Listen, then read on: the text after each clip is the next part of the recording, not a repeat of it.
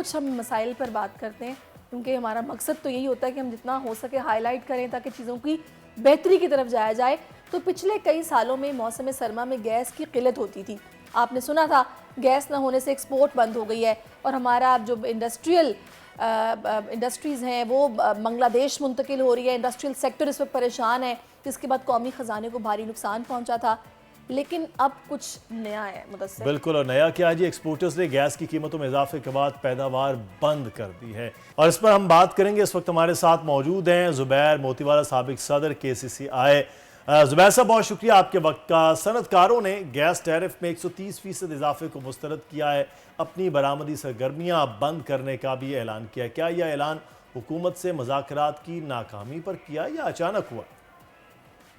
دیکھیں، یہ کراچی کی جو صنعتیں ہیں ان کے پاس گیس کے علاوہ کوئی فیول نہیں ہے، تو ان کے پاس جو یہ 130% اضافہ ہے وہ ایک دم تو ابزارب نہیں ہو سکتا نا کسی صورت میں بھی، کسی بھی انڈسٹری میں، کسی بھی چیز کے اندر۔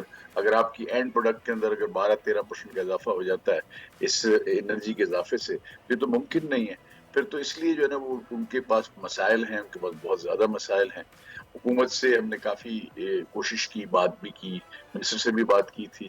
اس کے بعد میں ایز اے COT ریپ جو ہے نا، میں تو یہی کر سکتا ہوں کہ جی میں گورنمنٹ کو یہ بتاؤں کہ جی یہ آپ کے جو ہے نا ایکسپورٹ کے اندر خاصا اثر آ جائے گا، اس کے اوپر نظر ثانی کرے، اور وہی ہم نے کیا ہے، اور ہماری میٹنگ سے بات بھی ہوا ہے، اور آج بھی انہوں نے بڑی اپیلیں بھی دی تھی انڈسٹریل کمیونٹی نے، ساری ایسوسیشن جو کراچی کی ہیں، چاہے ایکسپورٹ ایسوسیشن ہے، چاہے ریجنل ایسوسیشن ہے، چاہے کراچی چیمبر ہے، تو سب نے دیا ہے۔ میں ہی سمجھتا ہوں ذاتی طور پر کہ یہ جو اضافہ ہے یہ زیادہ ہے، اس کو اگر ہمیں کرنا ہے، یہ ہمارے ڈیفینیٹلی ہمارے پرابلمز ہیں، IMF کے ساتھ ہمارے مسائل ہیں، IMF کی جو کنڈیشنلٹیز ہیں وہ ہوتی ہیں، ان کو ہم نے آبزرو کرنا ہے، سرکولر ڈیٹ کو ختم کرنا ہے۔ All these are factual positions جو گورنمنٹ کے پاس پرابلم ہے، لیکن اس کے ساتھ ساتھ آپ کو یہ دیکھنا چاہیے کہ اس کے اندر اگر ہم ان تمام چیزوں سے سرکولر ڈیٹ کو یکسر ایک ساتھ اگر آپ 400 بلین روپے ایک ساتھ اگر اس کا بوجھ ڈال دیں گے اور کراس سبسیڈائزیشن کو ختم نہیں کریں گے تو پھر تو یہ دام بڑھ جائے گا۔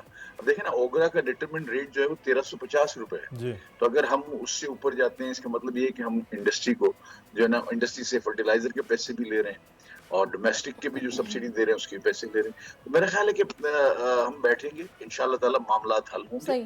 اور گورنمنٹ بھی سمجھتی ہے کہ یہاں اچھا سے زبیر کراچی سے صاحب، اطلاعات ہیں 54% کہ ایکسپورٹ ہوتا ہے۔ اس گیس ٹیرف میں اضافے سے پہلے حکومت راضی تھی کہ بڑے ایکسپورٹرز کو خفیہ سبسڈی دے دی جائے گی، مگر وہ بھی نہیں دی گئی۔ دیکھیں، ایسی کوئی خفیہ سبسڈی کا کوئی پروویژن گورنمنٹ کے پاس ہوتا نہیں ہے۔ اب خفیہ سبسڈی آپ کس کو کہتے ہیں؟ DLTL جو تھا وہ ہم کو ایک سپورٹ تھا، وہ بھی انہوں نے بند کر دیا۔ پھر آپ دیکھیں انٹرسٹ ریٹ جو اس وقت پریکٹیکلی 24-25% گھر میں پڑتا ہے وہ ہے، آپ DLTL ختم ہو گیا، پھر آپ کا ری فائنانس ختم ہو گیا یا 18% پہ اس کی اویلیبلٹی ہے، تو کاسٹ آف ڈوئنگ بزنس بہت زیادہ بلون ہو گیا، بہت زیادہ بڑھ گیا۔ اب اس کے بعد اگر ہم ایکسپورٹ کی مارکیٹ کے اندر دیکھیں، بنگلہ دیش doesn't charge cross subsidy from the industry, تو ان کو اگر ان کی کاسٹ پہ گیس آتی ہے تو ایسا نہیں ہو سکتا نا۔ اور آپ دیکھیں انڈیا میں جو فرٹیلائزر کا جو ریٹ ہے وہ $6.5 ہے، ہم کوئی $1.5-2 میں دیتے ہیں، تو یہ تو مطلب یہ کہ اگر آپ اور پھر یہ پیسے اگر آپ نے دینا ہے، میں اس میں ایک بات خلاصہ یہ کر دوں کہ دیکھیں، میں I don't criticise the government on giving subsidy to the fertiliser یا ڈومیسٹک، دونوں سیکٹرز کو دینا چاہیے، دیں، اس لیے کہ فوڈ سیکیورٹی کے معاملات ہیں، اور ہم نے کاشتکار کو سستی یوریا دینی ہے تاکہ گروور جو ہے نا اس کو وہ استعمال کر سکے اور سستی چیزیں ہمیں مہیا ہوں۔ صحیح۔ لیکن یہ ساری چیزیں کرنے کے لیے آپ کو بجٹ کے اندر سپیس رکھنی چاہیے، آپ کو دینا چاہیے، اگر آپ دینا چاہتے ہیں فار دا گڈ کاز دیں، لیکن آپ اگر انڈسٹری سے لے کے دیتے ہیں، یعنی ایک سیکٹر کو کرپل کر کے دوسرے سیکٹر کو دیتے ہیں، وہاں یہ وہاں پرابلمز کھڑے بالکل ہوتے ہیں۔ یہ نہیں ہم ہو یہ سکتا کہ سمجھتے ہیں ایک کہ سے لیا گیا جو بوجھ تو انڈسٹری ہے الٹیمیٹلی پھر انہوں نے وہاں نیچے آ جائے گا۔ لیکن زبیر صاحب یہ بتائیے گا کہ گیس کے متبادل اور کوئی نظام نہیں جس سے صنعتوں کا پہیہ چل سکے؟ ایک نہ ایک دن تو پاکستان میں گیس کے ذخائر ختم ہو جائیں گے، اگر متبادل مستقبل میں استعمال ہونا ہے تو آج سے کیوں نہیں؟ کیا کراچی کے بڑے بینیفیشریز اس اہم مسئلے پر نہیں سوچ رہے؟ دیکھیں، گیس کے علاوہ جو فیولز ہیں وہ LPG ہے، وہ اس سے جی، مہنگا ہے، فرنس آئل ہے، ہیوی آئل ہے، وہ یہ بھی سب اس مہنگا سے ہے۔ مہنگے ہیں، اور اس قدر اس داموں کے اندر یہ پرابلمٹک ہیں، یہ ہو نہیں سکتا۔ دوسرا RLNG ہے which is double the price، تو اس کے اندر تو وہ بھی پرابلم ہے۔ اس کے علاوہ آپ کے پاس بایو ماس ہیں जो बायोमास फ्यूल्स हैं वो हैं, लकड़ी है, आपका राइस का हस्क है, फिर आप जो है ना आपका कॉर्न का जो वो जो होता है बीज का जो निकलता है, कॉर्न निकाल लेते हैं, वो है। इसके बाद और इसी तरह से बायोमास की चीजें हैं, वो एग्रीकल्चर इलाकों में होती हैं। आप देखें माशाल्लाह जो है ना अपने अप कंट्री के अंदर गैस की उन्होंने काफी मिलों में उन्होंने खत्म ही कर दिया है और बायोमास पर 100% वो अपने इदारा चलाते हैं।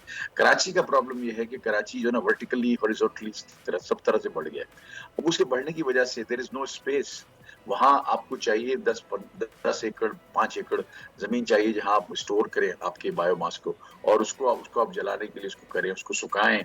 आपको 3 दिन अच्छा 4 जुबैर दिन साहब, जो अनाउंसमेंट हुआ है कि उसके मुताबिक पहले हफ्ते से मरहलावार बरामदी सरगर्मियां रोक दी जाएंगी, तो पहले मरहले में एक दिन के लिए बतौर एहतजाज बरामदी सरगर्मियां बंद होंगी, बाद अज़ां ये बरामदी सरगर्मियों की बंदिश के अयाम में इजाफा किया जाएगा। क्या समझते हैं ये इक़दाम कितने डेली वेजेस मजदूरों को मुतासर करेंगे? आप समझ लेंगे तकरीबन 20 से 25 लाख लोग जो है ना वाबस्ता हैं 7 इंडस्ट्रियल जोन्स के अंदर कराची के, जो कि उससे हैं, उससे ज़ाहिर मुतासर तो होंगे। और देखिए सब इंडस्ट्री में गैस नहीं चलता। अब जैसे मैंने आपसे कहा ना 4000 कंज्यूमर हैं, तो बाकी इंडस्ट्रियां जो है वो अदर देन जनरल इंडस्ट्रीज भी हैं, क्योंकि एक्सपोर्ट उनका जो है ना वो गैस के अलावा भी होता है। सिर्फ स्टैंड अलोन इलेक्ट्रिसिटी के ऊपर भी है, जैसे आपकी वीविंग फैक्ट्रियां हैं और बहुत सारी फैक्ट्रियां हैं जिसके सबके अंदर गैस इस्तेमाल नहीं होता, इसलिए 100% इफेक्ट नहीं आ सकता, लेकिन जाहिर है बहुत बड़ा इफेक्ट आएगा। आपका 50% जो आपकी इंडस्ट्री है वो टेक्सटाइल है, और टेक्सटाइल के अंदर जो है ना आपका वैल्यू एडेड सेक्टर जो है वो तकरीबन आप समझ लें कि it is about 50% in terms of value, तो वो भी जो है ना असरअंदाज तो बहुत होगा और प्रॉब्लम्स होंगे।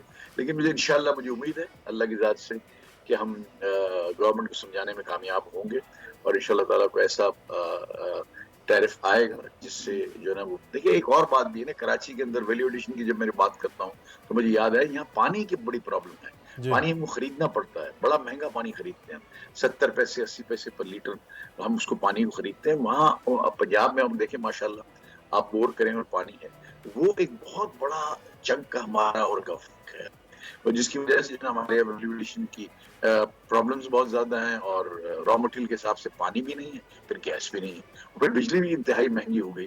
तो हम विंटर पैकेज की बात कर रहे हैं बिजली के, ताकि सर्दियों के अंदर जो हमारे पास बिजली बच जाती है, हमारी जो कैपेसिटी है वो 11,000 12,000 पे पहुंच जाती है सर्दियों में, और हमारी जो अवेलेबिलिटी है वो 25,000 के करीब है मेगावाट्स के करीब।